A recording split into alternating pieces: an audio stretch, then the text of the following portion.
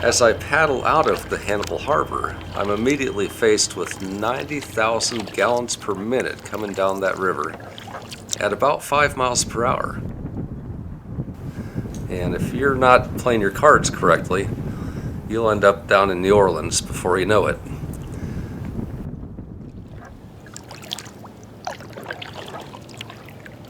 So if I tuck into the left or the right side of the Mississippi River, I can avoid that strong current and take advantage of the eddies that are present on the sides of the river.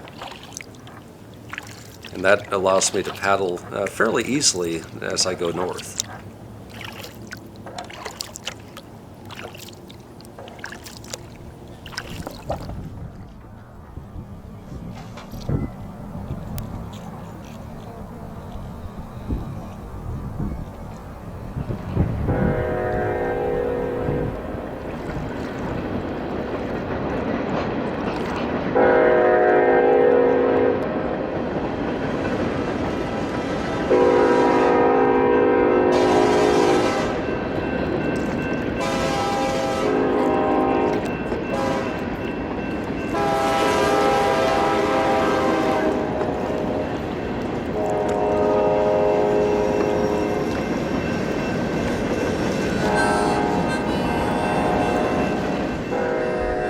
This is the Mark Twain Bridge. It's the replacement for the old bridge.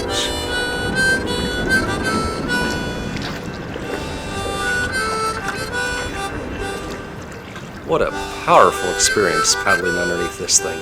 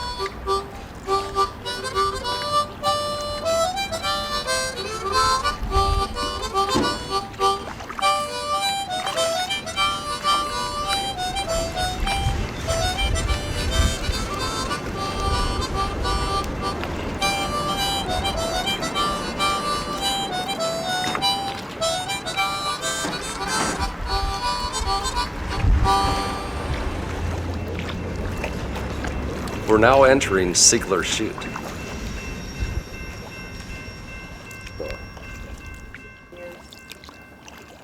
Up ahead is the Scipio Ice House. For many years, they would cut ice out of the Mississippi River, which freezes over occasionally, and store it in that building.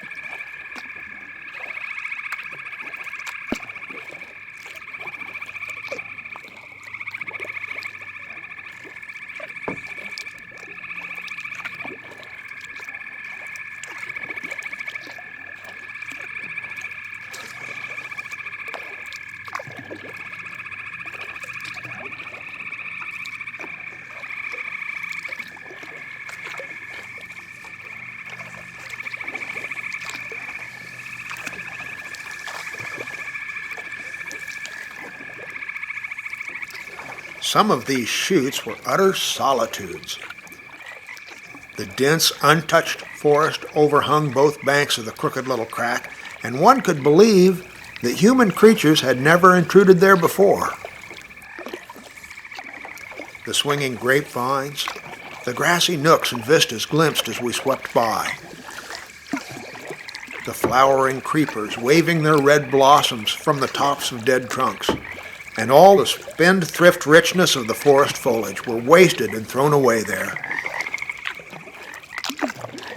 The chutes were lovely places to steer in. They were deep except at the head. The current was gentle. Under the points the water was absolutely dead, and the invisible banks so bluff that where the tender willow thickets projected, you could bury your boat's broadside in them as you tore along, and then you seemed fairly to fly.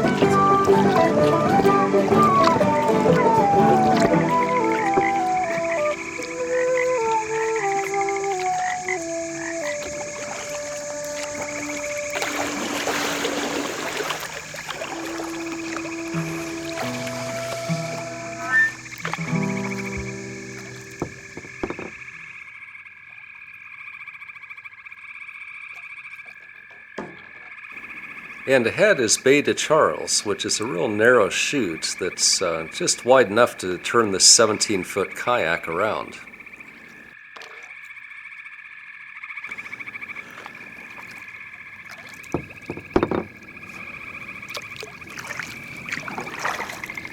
Some areas of the chute are very shallow.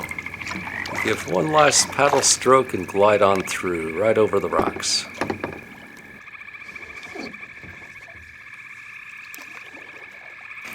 Up ahead is the footbridge.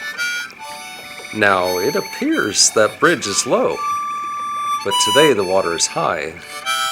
You know, most boats won't be able to get under there, but with the kayak there's a trick.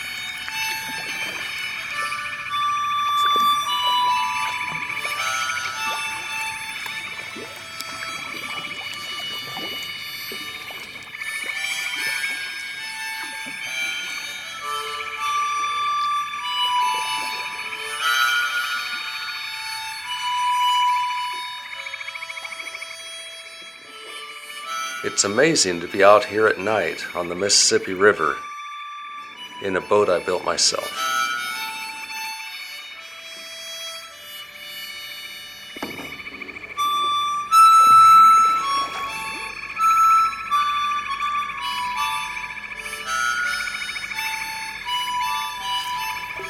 So we've put in the day lazing around, listening to the stillness. A little smoke couldn't be noticed now, and afterwards we would watch the lonesomeness of the river and kind of lazy along, and by lazy off to sleep. Wake up and by and look and see what done it. And maybe see a steamboat coughing along upstream, so far off towards the other side you couldn't tell nothing about her, only whether she was a stern wheel or side wheel. Then for about an hour there wouldn't be nothing to hear nor nothing to see, just solid lonesomeness.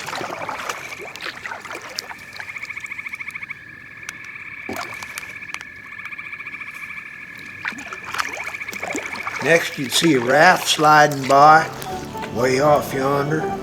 Maybe a galoot on it chopping, because they most always doing it on a raft. You'd see the axe flash and come down. You don't hear nothing. You can see that axe go up again. By the time it's above the man's head, then you hear the ka-chunk. It had took all that time to come over the water. Once there was a thick fog, and the rafts and things that went by was beating tin pans so the steamboats wouldn't run over them. The scow or a raft went by so close we could hear them talking and cussing and laughing. Heard them plain, but we couldn't see no sign of them. Made you feel crawly. It was like spirits carrying on that way in the air. Jim said he believed it was spirits. But I says, no, spirits wouldn't say darn the darn fog.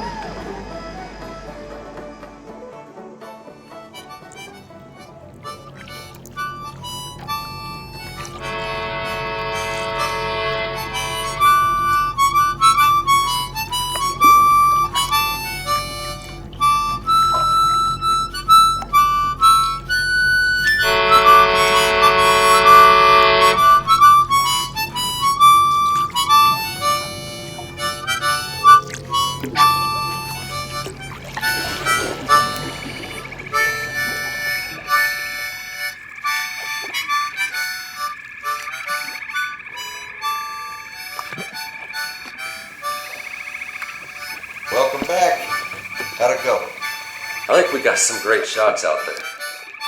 Man, that was beautiful.